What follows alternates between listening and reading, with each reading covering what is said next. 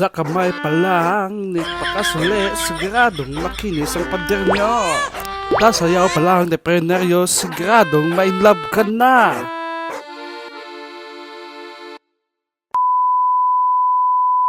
At siyempre naman na pumasok kami dito sa loob ng bahay ni Keo, Teo, Jeboy. Kailangan na itong linisin para hindi na sila mahirapan.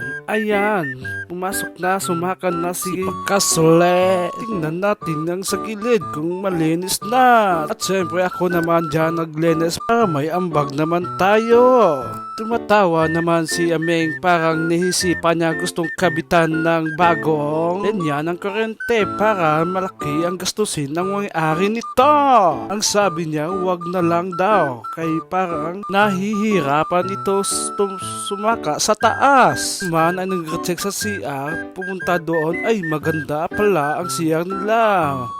Pero naman si Pakasuli ay parang ginagamitan niya na ng kamay. Baka mapanis yan, Pakas. Nilagyan niya na ng utility box para maganda ang iyang pagkagawa. At hindi to matatapos ngayon. Ginamitan ng kamay para tapunin ang sa taas ng pader para magmakinis ito.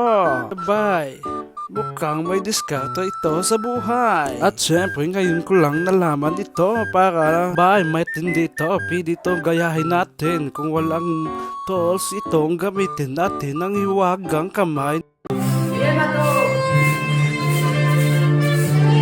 Hi guys! What's up guys?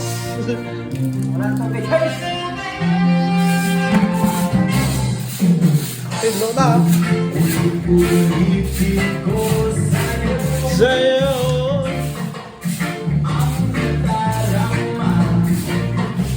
na aking puso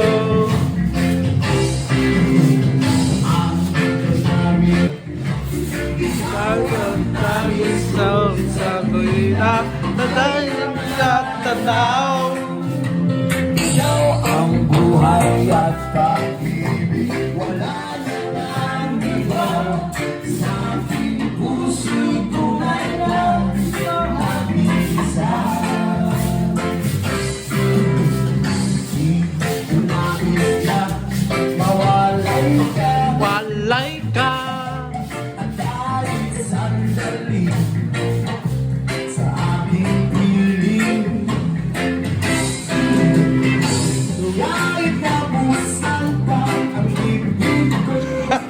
Tanda na. Tapos di ba sa content ako mas?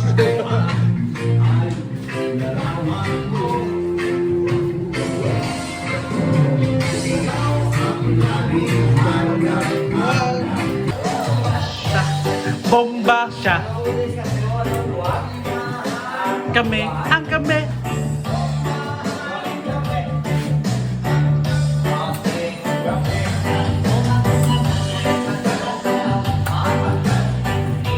Piliin ko ang kamot ng isang bombero.